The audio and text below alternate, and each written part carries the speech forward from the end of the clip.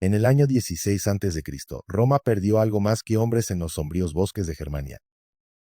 Perdió un águila, el alma de una legión, en una batalla de la que pocos cronistas se atrevieron a hablar. Las tribus germánicas tenían a las legiones atrapadas en una trampa mortal, listas para la aniquilación total. Entonces, ¿por qué en el umbral de la victoria? Simplemente se detuvieron.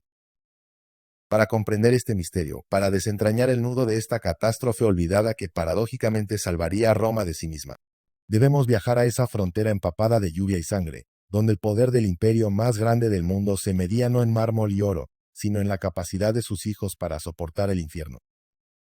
Todo comenzó con la arrogancia, como suelen comenzar las grandes caídas.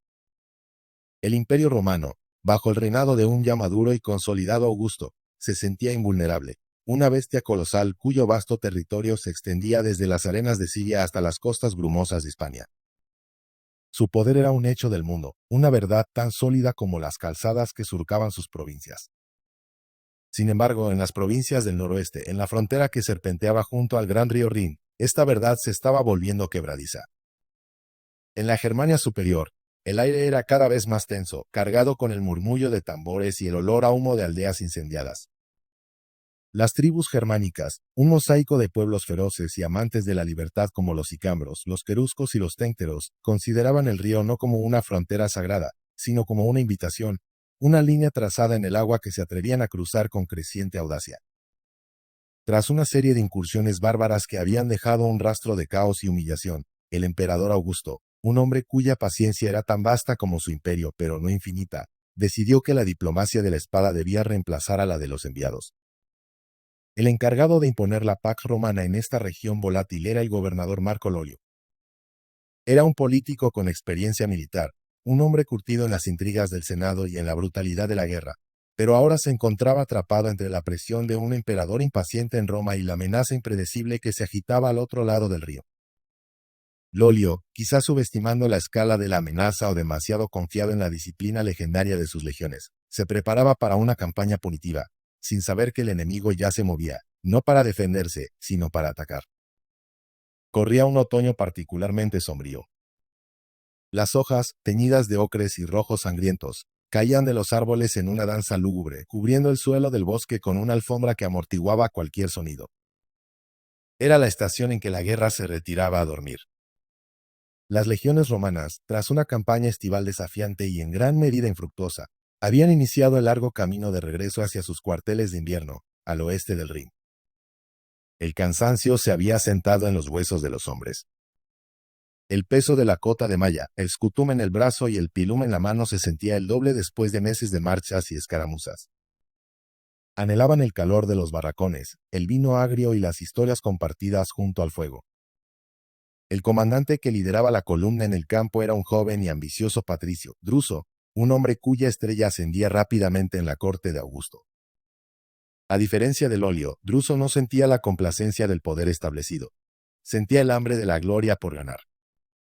Había escuchado las advertencias de sus exploradores bátavos, hombres silenciosos que sabían leer el bosque como un libro.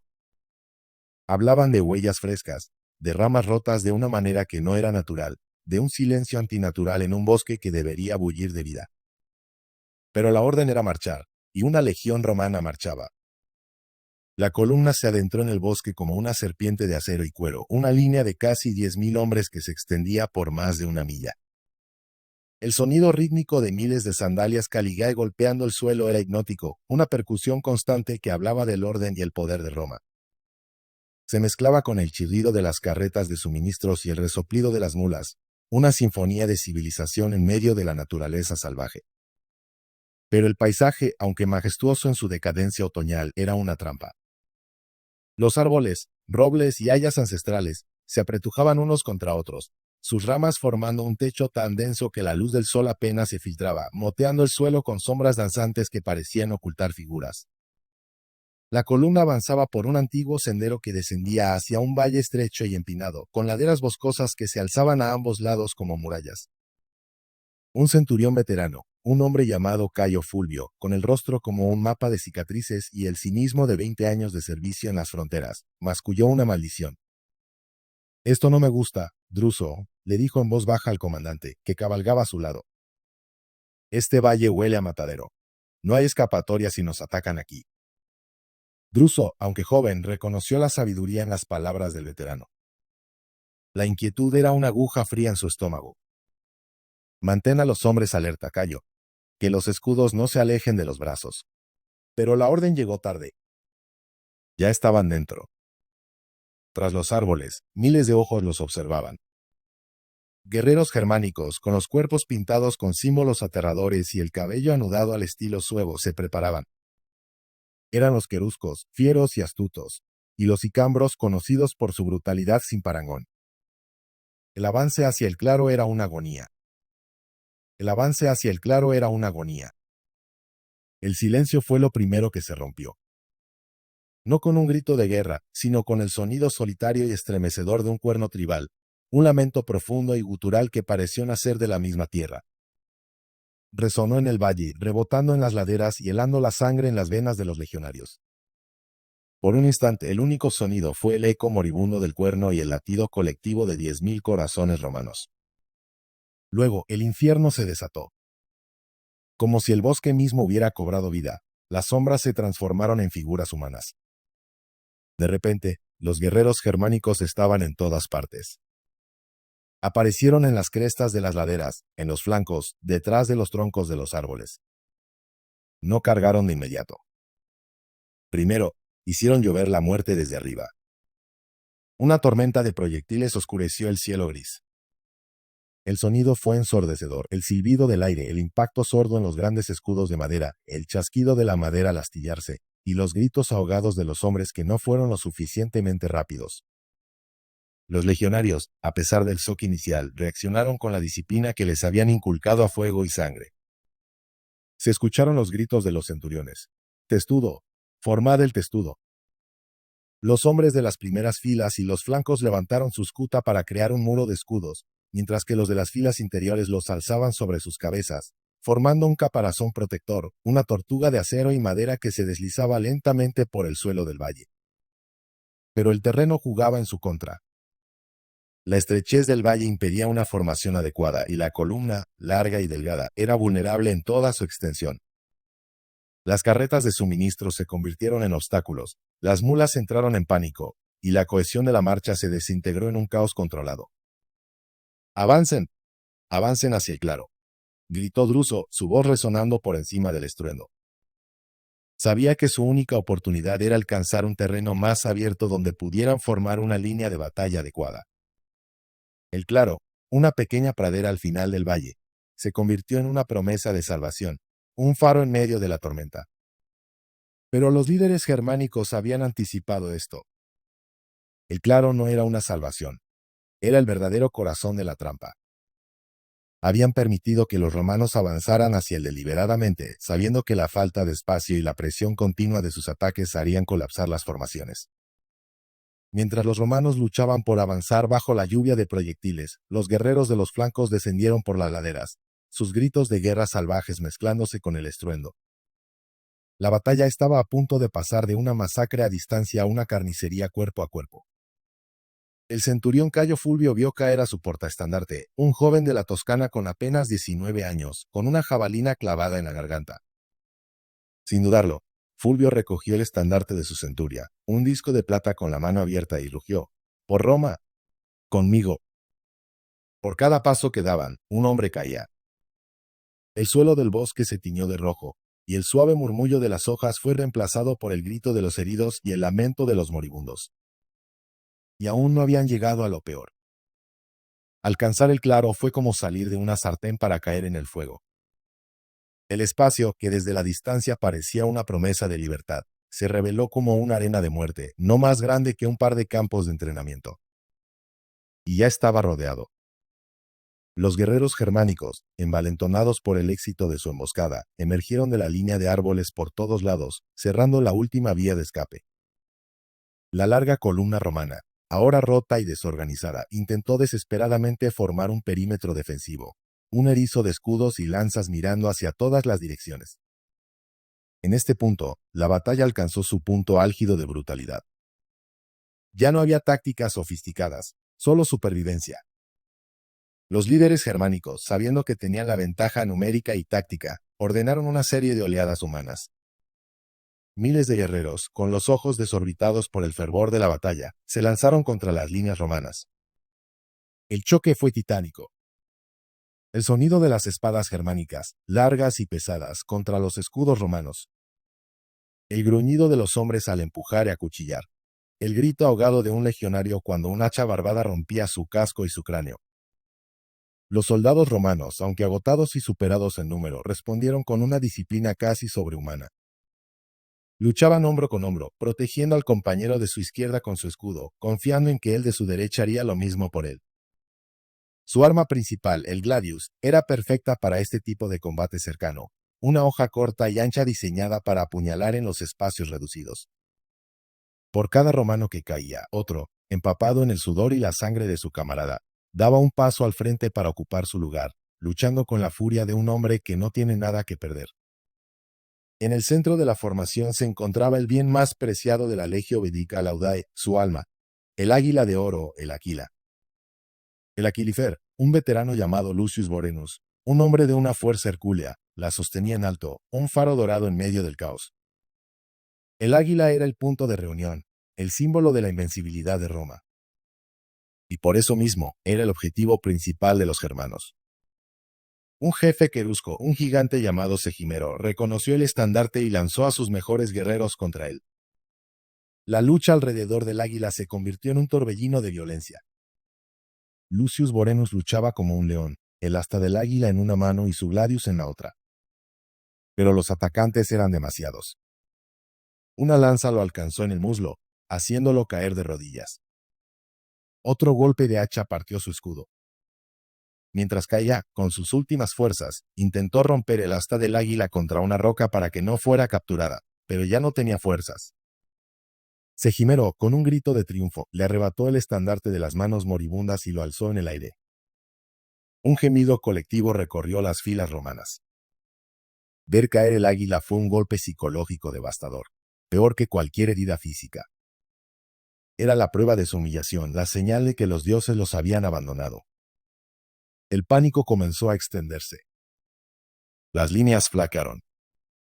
El centurión Cayo Fulvio, con el rostro cubierto de sangre, gritó: «Mantened la línea, cobardes. Morid como romanos, no como perros». Druso, desde su posición en el centro, vio el desastre. Sabía que estaban a minutos del colapso total, de la aniquilación completa que pasaría a la historia como la Clades Loliana, la derrota del óleo. Pero fue entonces, en el momento de la más profunda desesperación, cuando ocurrió algo inexplicable. La furia del asalto germánico, que había sido un torrente imparable durante horas, comenzó a disminuir. Las oleadas de ataque se volvieron menos frecuentes, menos coordinadas. El ímpetu que los había llevado al borde de una victoria histórica pareció desvanecerse como la niebla de la mañana. Los romanos, que se preparaban para el golpe de gracia final, se encontraron con un enemigo que de repente parecía vacilante. ¿Qué había pasado? Los historiadores romanos, en los escasos y vergonzosos relatos que sobrevivieron, lo atribuyeron al agotamiento o al desdén bárbaro, sugiriendo que los germanos, al no ver valor en destruir por completo a un enemigo ya vencido, simplemente perdieron el interés. Pero la verdad en el campo de batalla era probablemente más compleja y caótica. Desde la perspectiva de los líderes tribales, la batalla ya era una victoria rotunda. Habían infligido bajas masivas, habían humillado al invencible ejército romano y, lo más importante, habían capturado un águila, un trofeo de un valor incalculable que sería cantado por sus bardos durante generaciones. La disciplina tan férrea en el ejército romano era un concepto más fluido entre las tribus.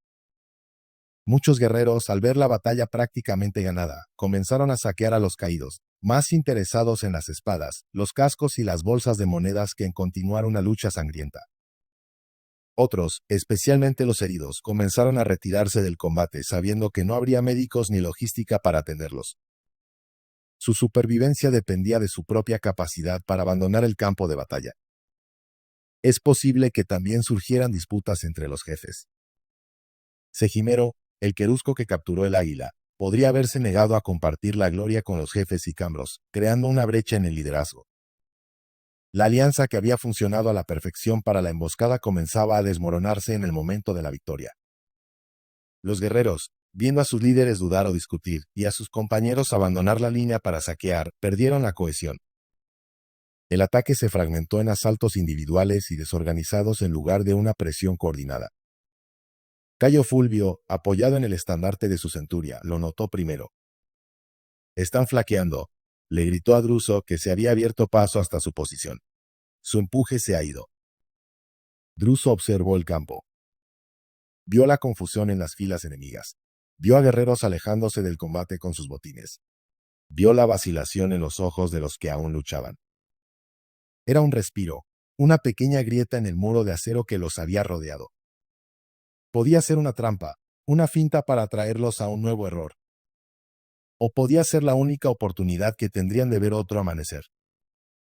El instinto, ese sexto sentido que separa a los grandes comandantes de los mediocres, le dijo a Druso que era real. El momento de la vacilación enemiga era su momento de decisión. La desesperación dio paso a una claridad helada. No podían ganar. No podían recuperar el águila. Pero tal vez, solo tal vez, podían sobrevivir. «A mí», rugió Druso, su voz resonando con una nueva autoridad, la autoridad de la última esperanza. «Toda la primera corte conmigo. Vamos a abrir una brecha. El resto, preparaos para la retirada». No era una orden de victoria, sino una sentencia de sacrificio. La primera corte, la unidad de élite de la legión, compuesta por los veteranos más duros y experimentados, respondió sin dudar. Formaron una cuña con Druso y Cayo Fulvio al frente y apuntaron hacia el punto más débil del cerco germánico, un sector donde la confusión parecía mayor. Lo que siguió no fue una maniobra táctica, fue un acto de pura y brutal voluntad. La cuña romana cargó con la furia de hombres condenados. No buscaban matar de forma limpia, sino arrollar, empujar, abrir un camino a través de la masa de guerreros. Fue una carnicería. Los legionarios apuñalaban con sus gladius, golpeaban con los bordes de sus escudos, pisoteaban a los caídos, tanto amigos como enemigos. La sorpresa del contraataque fue total. Los germanos, que esperaban un colapso final, se encontraron con una carga suicida que los descolocó. La cuña romana, dejando un rastro de muertos y moribundos a su paso, logró lo imposible. Con una última y sangrienta embestida, rompieron el cerco. Se había abierto un corredor estrecho, una vía de escape a través del infierno. «Ahora», gritó Druso, «retirada ordenada. Mantened la formación». Las cortes restantes, que habían estado resistiendo la presión en los otros frentes, comenzaron a retirarse a través de la brecha, manteniendo la disciplina incluso en el caos. La retirada fue tan costosa como la batalla misma. Los germanos, recuperados de la sorpresa inicial, hostigaron a la columna en retirada, lanzando jabalinas y acosando los flancos. Muchos soldados que habían sobrevivido a la lucha en el claro cayeron durante el escape.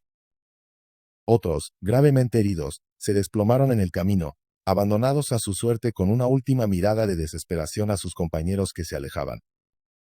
Druso fue uno de los últimos en cruzar la brecha, protegiendo la retaguardia con su escudo y su espada, su rostro una máscara de barro, sudor y sangre. Cuando finalmente estuvieron fuera del alcance inmediato del enemigo, en la seguridad relativa de un terreno más abierto, se detuvo y miró hacia atrás.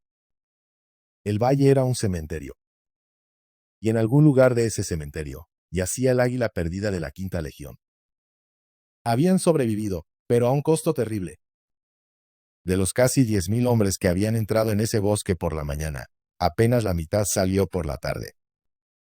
El resto yacía muerto o moribundo, su sangre abonando el suelo germánico. Pero estaban vivos. Habían escapado de la aniquilación. A pesar de las heridas, el agotamiento y la humillación, los supervivientes se reunieron en torno a su joven comandante. No hubo vítores, solo un silencio respetuoso y agotado. Y entonces un centurión con la voz rota gritó: «Ave, Druso Imperator». El grito fue recogido por otros, convirtiéndose en un clamor ronco y sentido.